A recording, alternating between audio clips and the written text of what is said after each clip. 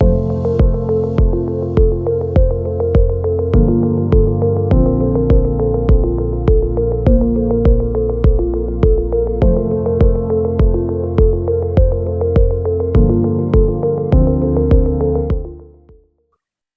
tell us, to the extent you can share, what are some of the things that are now possible, and from a regulatory perspective, right? I mean, if you think about it from a large bank's perspective, and several listeners in our audience are, entrepreneurs who are trying to build perhaps analogous products and services and sell them to banks. You have kind of managed to, over for a very young company, convince a lot of these large banks that they should be opening up connectivity to the core banking system, and allowing you to build the sort of API layer. Now it's a pretty big decision for a bank to have to make, right? What does it take to get into the level of trust and confidence for a large enterprise to say, oh, I should be working with a young company like this, right? What are some of the challenges? How do you go about addressing them? And how has it worked out for the company? Yeah, thanks, Sanjay. I think it's a great question. And if I try to combine it, so I think a lot of things have to basically fall in place to, things start to work, right? So yes, as you rightly mentioned, in terms of building the credibility and trust, because these large financial institutions, they look a lot. So in terms of, the credibility and what we have done. So I think over the last 2 years, what we have built, like empowering over 35 small banks and managing the infrastructure, at least for the one third of the balance sheet or so. I think that also, kinds of gives them a certain comfort that we understand banking, we understand regulations, and we understand the security and the compliance, and we are dead serious about it. So that is one part of it. So let's actually rewind the clock a couple of years, right? Because even what you have done with the small banks to build your sort of, I mean, what you're saying is, look, we earned some credibility by working first with the small banks before we could break into the big banks. But let's start there, right? How does one even earn the credibility for the small banks? Because they're just small in relative terms, right? But otherwise, regulatory compliance requirement wise, etc., they're banks, right? So do share, especially since it was during the pandemic, and you couldn't even meet them face to face half the time, right? So do tell us about some of those stories.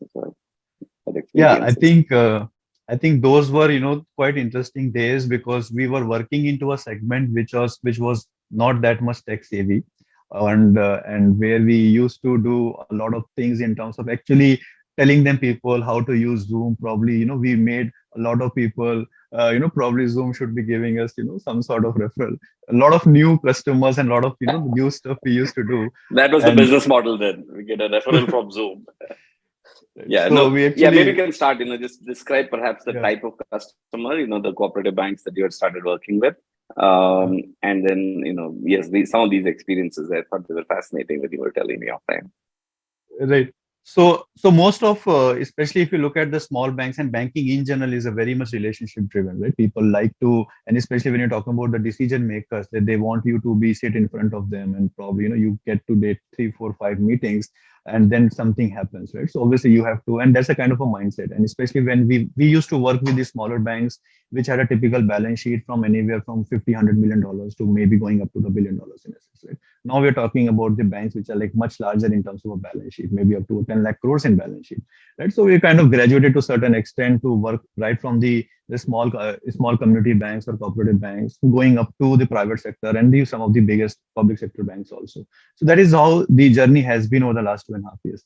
But even for when we were starting, like for the first time building those kind of meetings, things started to happen. I think the strategy was good in terms of how we were able to get somebody who is a kind of a common trust, right? So they trust somebody and that person trusts us, because either they are the experienced bankers or they are the retired RBI or things like that. So we kind of we were really involved into the ecosystem, and where they they didn't see us as aliens, that we have come, but somebody has come from Mumbai with suits and all, and they started selling something, and which will probably disappear after selling of the systems, right? So I think that human relationship and trust was built, and for that they gave us the opportunity. We had the people from their community, right? So people there who can speak their language, who stay there.